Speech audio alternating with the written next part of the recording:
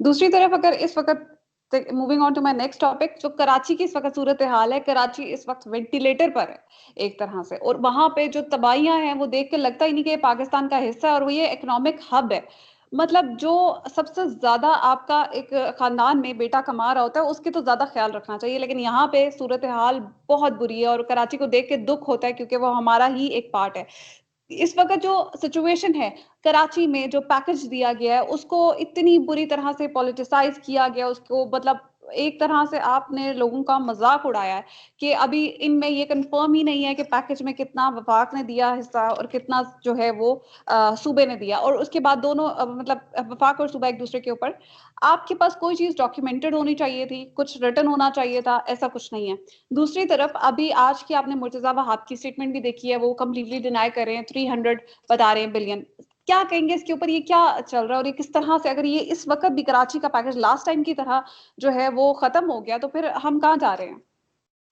देखिए, इस पे असल में पीपल्स पार्टी के तो सर्वाइवल की ये जंग है। पीपल्स पार्टी अगर अपने स्पेस नहीं लेती या छोड़ देती और कहती है आप कर लें, पीसीआईसी जो आपने बनाया, एनसीओसी की तरह का आपने जो एक कमेटी टाइप चीज़ आपने रखी है जिसमें आर्मी भी होगी, जिसमें वज़ीर आला जो है वो लीड करेंगे, उसमें वफाक भी होगा, अगर उस पर छोड़ देते हैं, और एतराज़ नून लीग वाले भी यही कर रहे हैं कि आप इम्प्लीमेंटेशन तो उनसे ना करवाएं। मैं देख रहा था कल के परसों खाकान अब्बासी साहब भी यही कह रहे थे कि आप ये जो इम्प्लीमेंटेशन भी पीसीआईसी जो आपने नाम रख दिया कि इम्प्लीमेंटेशन कमेटी, इम्प्लीमेंटेशन उनसे ना करवाएं, वो ओवरवॉच का किरदार अदा करें, यानी खुर्द बुर्द को रोकें, लेकिन इम्प्लीमेंटेशन तो यानी सूबाई हुकूमत का काम है या लोकल गवर्नमेंट का काम है। अब मसला ये है कि जितनी बार भी इनको पैसे दिए गए, अगर दिए जाते रहे पहले भी, आपको पता है पास में भी ये हमेशा लड़ाई करते थे, नून लीग तो आराम से इन्हें दे देती थी पैसे कि ठीक है जी आप खाओ पियो, और सब ओमनी ग्रुप के अकाउंट्स में चला जाता था। अब पैसे क्योंकि इन्हें डायरेक्ट नहीं देने हैं, इंप्लीमेंटेशन तक पीसीआईसी के तहत होनी है, इसलिए पीपल्स पार्टी तो अपने सर्वाइवल की जंग लड़ रही है। अगर कराची पीपल्स पार्टी की इनपुट के बगैर फौज वफाक और सब के मिल के हो जाता है, इनका तो खेल खत्म हो जाता है, इनका तो फ्यूचर कराची से मतलब शहरी इलाकों से सिंध के खत्म। और अंदरूनी सिंध कब तक लोगों को दबा के रखेंगे? बिल आखिर तो शोर वहां भी आ जाएगा, और भुट्टो ने बिल आखिर वहां पे भी हो सकता है वफात पा जानी हो फाइनली। तो वो अपने सर्वाइवल की जंग लड़ रहे हैं। वो कभी 800 अरब कहेंगे जी हम लगा रहे हैं, वो कभी कहेंगे जी वफाक सिर्फ 300 दे रहा है, कभी वो कहेंगे जी ये तो ग्रीन लाइन तो सी पैक का मंसूबा है तो फलां है। ये तो वो करते रहेंगे, लेकिन ये जो आपको पता है ग्रीन लाइन 2018 या 19 में मुकम्मल होनी चाहिए थी, ये आज तक क्यों मुकम्मल नहीं हुई? पहले तो वफाकी हुकूमत इनके दोस्त की थी, नवाज शरीफ की थी, क्यों नहीं हुई अब तक? इसलिए नहीं हो रहा ये सारा कुछ। उनकी तरजीहात और थी, इनकी तरजीहात थी पैसा बनाना, माल बनाना, अपनी जेब में डालना। वो अब तरजीहात हमारे सामने है। तो अब जो लाइन पकड़ी गई है कि डंडा साथ साथ होगा, हमारे पॉलिटिशियंस को डंडा सर पे चाहिए होता है। जैसे एनसीओसी में सबने सही काम किया ना कि डंडा वहां मौजूद था, इसी तरह पीसीआईसी में भी डंडा क्योंकि मौजूद होगा, ये जबरदस्त तरीके से काम करेंगे, बयानबाजी चलती रहेगी, ये लड़ाई झगड़े का तासुर देते रहेंगे, अवाम को ये बताने की कोशिश करेंगे कि जो भी हो रहा है वो हमने किया है, हम क्योंकि सूबाई हुकूमत थे, हमारे कंट्रोल में था, और इसमें वफाक का या किसी इदारे का कोई ताल्लुक नहीं है। लेकिन इससे कुछ नहीं होता। अभी ऑप्टिक्स से ज्यादा जरूरी कराची के लोगों की सफरिंग दूर करना है।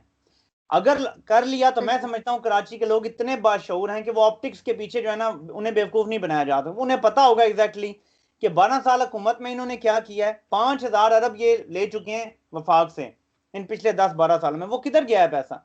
तो वो पैसा जो है वो ज़ाहिर इन्होंने नहीं लगाया कराची पे। कराची का वेस्ट मैनेजमेंट नहीं ठीक कर सके ये, और क्या करेंगे? यानी ठीक है हमने बेहंगम तरीके से शहरों को बड़ा कर दिया, कच्ची बस्तियां आबाद कर दी, कोई हमारा सिवरेज सिस्टम नहीं है, कोई ड्रेन का हमने सोचा नहीं, सड़कें बना दी। वो तो लाहौर में भी ऐसा ही है, किसी हद तक अब ये कोशिश कर रहे हैं नए मंसूबे अंडरग्राउंड, लेकिन कराची में तो कुछ भी नहीं हुआ, किसी को काम नजर नहीं आता। अब जो इम्प्लीमेंटेशन होगी लोग समझ जाएंगे। तो वफाक को ऑप्टिक्स की जरूरत नहीं है, पीपल्स पार्टी के सर्वाइवल की जाएंगे, वो करते नहीं ऑप्टिक्स, काम होना चाहिए। बहरहाल मुझे ये है, इस चीज से गर्ज है इन 3 सालों में, जैसे आर्मी चीफ ने भी कहा था कि कराची बदल जाएगा, मुझे बदला हुआ कराची इन 3 सालों में चाहिए, बस वो हो गया तो मुझे इससे कोई नहीं है कि क्रेडिट कौन लेके जाता है।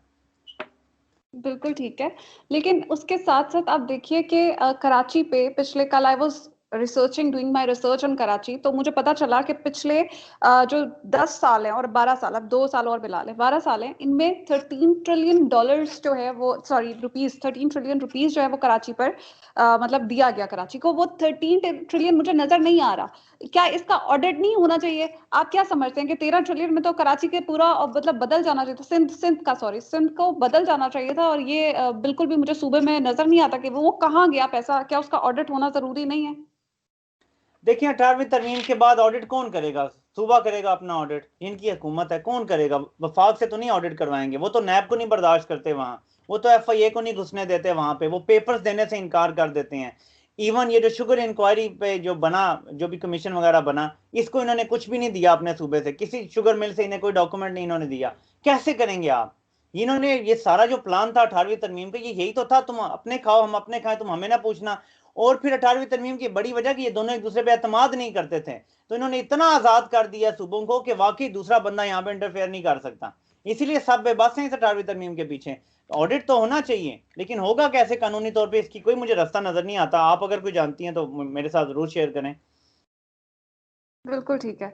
अच्छा, दूसरा ये बताइएगा कि इस वक़्त थोड़ा-सा कन्फ्यूज़न है लोगों में, आप क्या जितना आपने रिसर्च किया, आप क्या समझते हैं कि इस वक़्त पहले से वो कह रहे हैं कि यहाँ पे ये सब जो हमारा मंसूबा था CPEC के अंडर आ रहा था और इसके अंदर तो पहले से जो है चाइना फाइनेंस कर रहा है, तो गवर्नमेंट जो है वो सिर्फ 300 बिलियन दे रही है।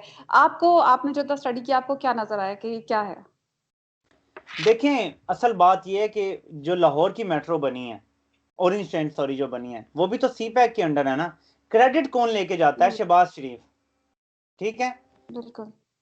आप CPEC के भी अगर कोई मंसूबे बना रहे हैं, लगा रहे हैं, तो इसका ये मतलब तो हरगिज नहीं है कि जो सूबाई हुकूमत है ये उसके पैसे मतलब डायरेक्ट उसको आ गए। इन्होंने वही किया है, बिल्कुल आपको याद होगा जब NDMA को किट्स दे रहा था जैक मा जो है, और उन्होंने कहा जी ये सिंध हुकूमत को डायरेक्ट दे रहा है, ये उसी तरह के, हुँ, ये कुछ सिंध हुकूमत के पैसे तो नहीं है ना। CPEC वफाक का चीन के साथ एक मुआहदा है, उस वफाक के मुआहदे में वफाक फिर जहां जहां डील होगा वहां वहां मंसूबे होंगे। ग्रीन लाइन वफाक बना रहा है, सुबह तो बना भी नहीं रहा, तो जो भी होगा वो हुँ, वफाक जहां जहां करेगा वहां पे होगा। तो ये वफाक को क्रेडिट जाता है ना, कुछ सिंध हुकूमत को तो क्रेडिट नहीं जाएगा। ये लोग क्रेडिट लेते हैं, और जी मैंने मेट्रो बना दी, और मतलब ऑरेंज ट्रेन मैंने बना दी। भाई आपने कैसे बना दी? ये तो CPEC अगर आपने चाइना के साथ मुआहदा किया तो ये दो वफाकी हुकूमतों का, रियासतों का एक्चुअली आपस में है ये मामला। उसमें रियासत जिस तरफ कहेगी कि हमें ये भी चाहिए, ये भी इंफ्रास्ट्रक्चर, वो भी इंफ्रास्ट्रक्चर, आप गाइड करेंगे, वो आपको बना के दे देंगे इंफ्रास्ट्रक्चर। ये तो इसी तरह चल रहा है। तो कराची को जिस चीज की जरूरत है, अगर वो CPEC के अंडर आता है तो फिर भी वो वफाक का है, फिर उसमें बिल्कुल क्रेडिट, क्योंकि ये तो बहुत पहले हो जाना चाहिए था, इस पर काम भी नहीं इन्होंने शुरू किया हुआ।